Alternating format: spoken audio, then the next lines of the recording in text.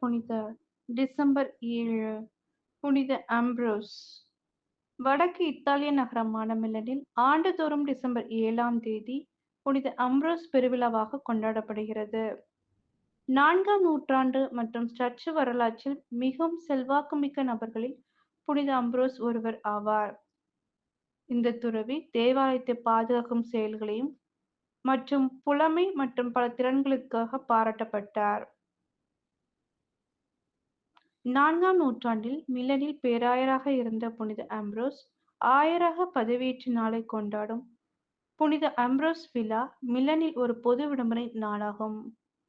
அரேசியஸில் அம்ப்ரோசியஸ் kaolin ஏகாதிபத்தியத்தின் வைசிராயின் இரண்டாவது மகனாக பெல்ஜிகாவின் கவுலில் பிறந்தார். இவர் பிறந்த சில ஆண்டுகளுக்கு பிறகு இவரது தந்தை இறந்துவிட்டார். அவர் ரோமில் அவரது தாயார் மற்றும் அவரது மூத்த சகோதரி மார்சலினா ஒரு கன்னியாஸ்திரியால் வளர்க்கப்பட்டார்கள். ஆரம்ப காலத்தில் வழக்கறிஞராக பயிற்சி பெற்றார்.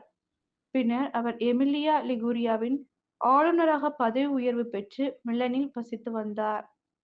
நிசின் தேவாலயத்திற்கும் ஆரியர்களுக்கும் இடையில் அமைதியை காக்க உதவும் புதிய பிஷப்பின் தேர்தலில் ஆம்ப்ரோஸ் கலந்து கொண்ட போது அவரை ஒரு புனிதராக மாற்றிய நிகழ்வுகளின் சுவாரஸ்யமான திருப்பம் ஏற்பட்டது.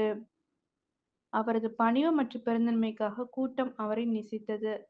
மேலும் சர்ச்சைக்குரிய தேர்தலை தவிர்ப்பதற்காக கூட்டம் அவரை நியமனம் செய்ய அழைப்பு விடுத்தது மற்றும் அவர் மிலனின் புதிய பிஷப்பாக புதிய பதவியை ஏற்க மறுத்து தலைமறைவானார்.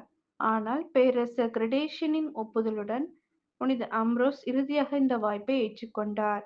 பின்னர் அவர் ஞானஸ்தானம் பெற்று நியமிக்கப்பட்டார் மற்றும் 8 நாட்களில் மிலனின் ஆயராக புனிதப்படுத்தப்பட்டார். இந்த நாளை கொண்டாடும் வகையில் மிலன் மக்கள் ஒவ்வொரு ஆண்டும் டிசம்பர் 7ஆம் தேதி புனித அம்ப்ரோஸ் பண்டிகையை கொண்டாடுகிறார்கள். புனித அம்ப்ரோஸ் தனது வாழ்நாளில் ஏழைகளுக்கும் உதவி சேவை செய்தார், பல பாடல்களை இயற்றினார் மற்றும் இறையியல் படித்தார். பேரரசர் டியோஷியஸ் 7000 பேரை கொன்ற தெசலோனிகா படுகொலை புனித அம்ப்ரோஸை தேவாலயத்திற்கு நுழைய மறுக்க தூண்டியது. இந்த பாதுகாப்பிற்காக துறவி எப்போதும் பாராட்டப்பட்டு மற்றும் நினைவு கூறப்படுகிறார்.